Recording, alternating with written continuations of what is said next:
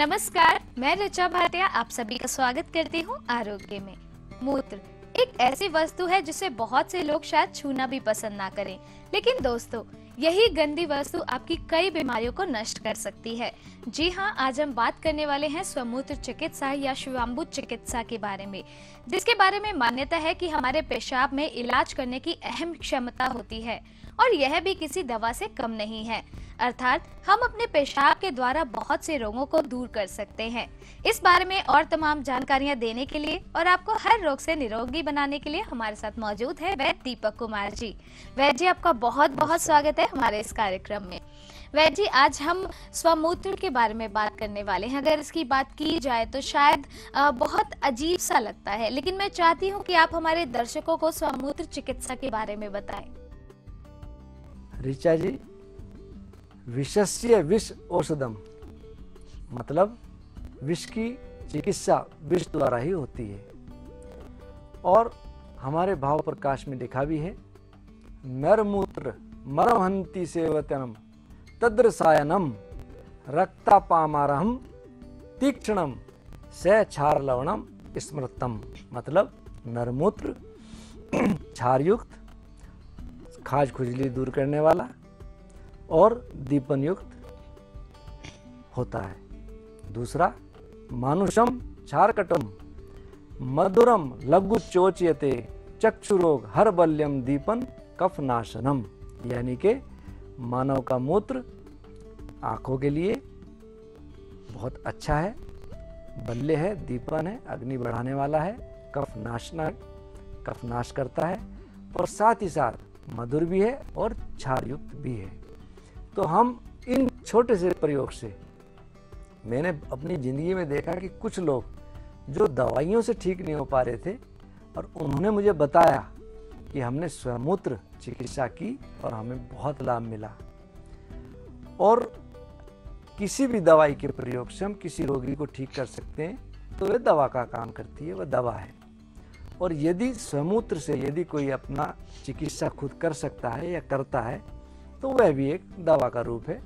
हमारे आयुर्वेद में गोमूत्र से बनी हुई बहुत सी दवाइयाँ हैं जिनको हम प्रयोग करते हैं, और जब गोमूत्र को हम प्रयोग कर सकते हैं तो स्वमूत्र को क्यों नहीं। और हमारे यहाँ बहुत से लोग ऐसे हुए जो स्वमूत्र चिकित्सा से अपने को निरोगी रखते थे।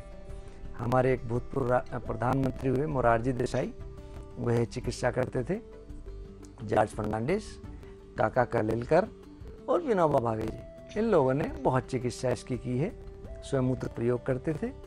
और मैं ये कह सकता हूँ कि आप सभी के सामने उनका आयु का, निरोगी का स्थान मालूम है। जी, इसके बारे में और भी जानकारी हम अपने दर्शकों को देंगे, लेकिन उससे पहले हम बात करते हैं हमारे कॉलर से जो हमारे साथ जुड़ चुके हैं। हेलो। हाँ जी। जी, कौन बोल रही है? मैं देहरादून से नीलम बोल रही हूँ। जी बताइए नीलम जी, क्या पूछना चाहती हैं आप? मेरे को काफी 6-7 साल से सियाटिका और स्पॉन्डिलाइटिस दोनों है जी। उसके बारे में मैं पूछना चाह रही थी वैसे से, क्योंकि मैं अगर तेज दवाई खाती हूँ तो मेरे को जलन होती है, उल्टी शुरू हो जाती है, गैस बनती है जी। और ठंडा खाती हूँ तो दर्दें बढ़ जाती हैं। नीलम जी, कहीं आपका बिस्तर बहुत आरामदायक तो नहीं है? ऐसा तो नहीं है वैसे। या बहुत झुक के काम करते हो आप?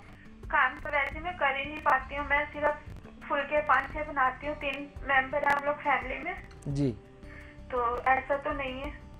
इसके लिए मैं आपको कहूँगा कि बहुत गर्म दवाई प्रयोग का आवश्यकता भी नहीं है। बहुत से लोग ट्रीटमेंट में गर्म दवाइयाँ प्रयोग करते हैं ये सोच कर कि जल्दी काम करेंगी, लेकिन आराम हो ना हो उनसे नुकसान जल्दी होने लगता है।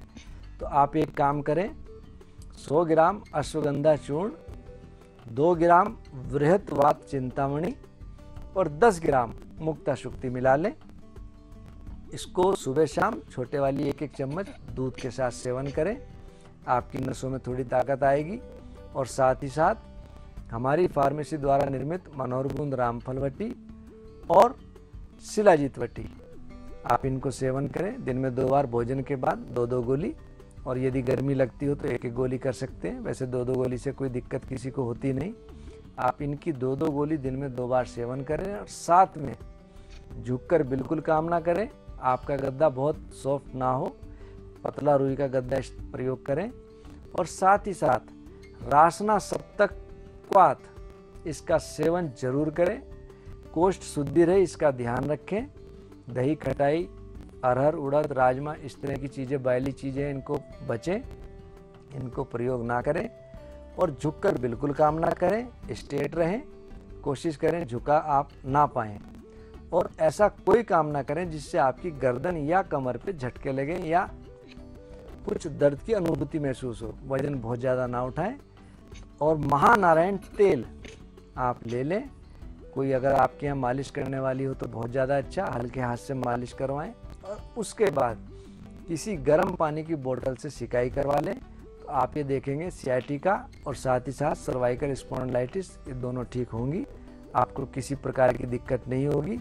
और यदि आप सुबह प्रातःकाल एक फली लहसुन की निगलते रहें तो आपको बहुत लाभ मिलेगा। गैस नहीं बनेगी, दर्द में भी आराम होगा। बीपी ना हो इसका ध्यान रखें। अगर बीपी बढ़ता है तो बीपी की चिकित्सा साथ में आप करवा लें। शुक्रिया वैद्य जी। नीलम की तरह आप भी हमें कॉल कर सकते हैं अगर आपके जहन में कोई भी सवाल है और आप वैद्य जी से बातचीत करना चाहते हैं तो नंबर्स लगातार आपकी टीवी स्क्रीन पर दिए जा रहे हैं। इन नंबर्स पर हमें कॉल कीजिए और डायरेक्ट वैद्य जी से बात कीजिए। आप इनसे डायरेक्ट अपॉइंटमेंट भी ले सकते हैं। तो वैद्य जी, जैसा कि स्वमूत्र के बारे में हम बात कर रहे हैं, गौमूत्र से निर्मित दवाइयों के बारे में शायद हम सभी जानते हैं और गौमूत्र किस तरह से हमारी बीमारियों को दूर करता है। लेकिन जो स्वमूत्र है इसके मुकाबले, गौमूत्र के मुकाबले स्वमूत्र की चिकित्सा कितनी सही है आपके हिसाब से? गौमूत्र हमारे समाज में पूजनीय है और आपने देखा होगा जब हम पूजा करवाते हैं तो पंचगव्य भी प्रसाद के रूप में ग्रहण करते हैं। और स्वमूत्र कोई भी आदमी होगा अपना मूत्र पीने का इच्छुक तो एक बार को हो सकता है, लेकिन दूसरे का मूत्र पीना पसंद नहीं करेगा। गौमूत्र अमृत तुल्य है, किताबें कहती हैं, वेद कहते हैं, शास्त्र कहते हैं और सभी लोग कहते हैं। जब गौमूत्र हमारे लिए काम करता है, पूजनीय है, अच्छा कार्य करता है, तो स्वमूत्र निश्चित रूप से हमारा इस तरह का काम करेगा। और स्वमूत्र से किसी को कोई हानि नहीं होती, लेकिन किसी किसी को उल्टी, बेचैनी होने लगती है तो 2-3 दिन में ये दिक्कतें दूर होने लगती हैं। जी वैद्य जी, इसके बारे में और जानकारी आपसे लेंगे, लेकिन उससे पहले बात करते हैं हमारे अगले कॉलर से जो हमारे साथ जुड़ चुके हैं। हेलो। हेलो जी, कौन बोल रहे हैं? जी, मैं ऋषि बंसा बोल रहा हूँ। कहाँ से बोल रहे हैं? सिकंदराबाद से। जी बताइए, क्या पूछना चाहते हैं आप?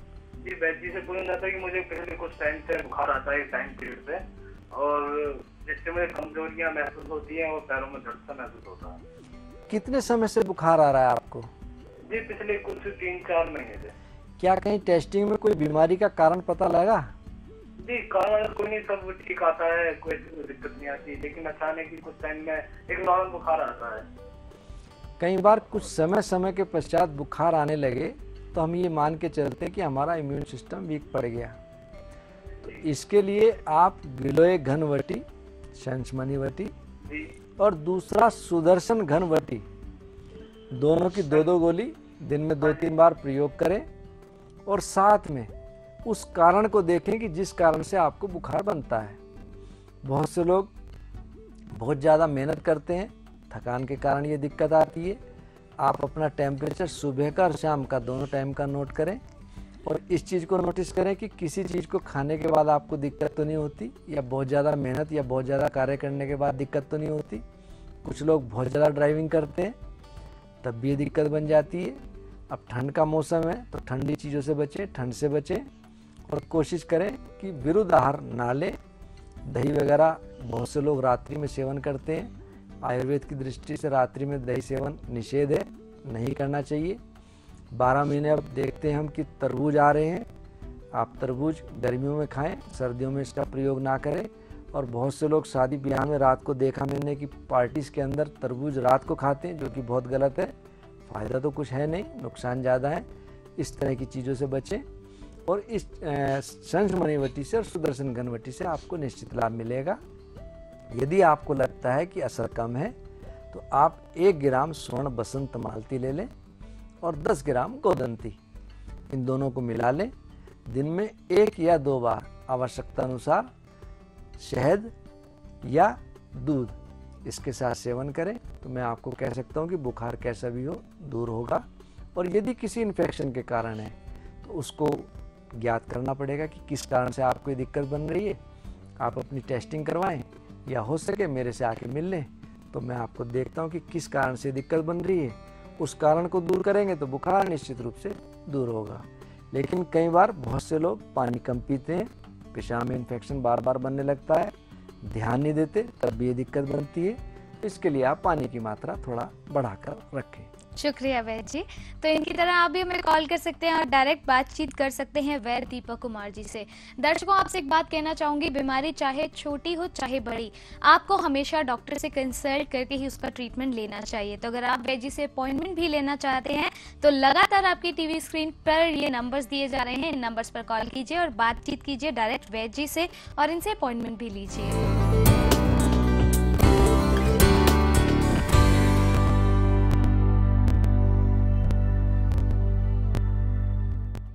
मिलते हैं एक छोटे से ब्रेक के बाद।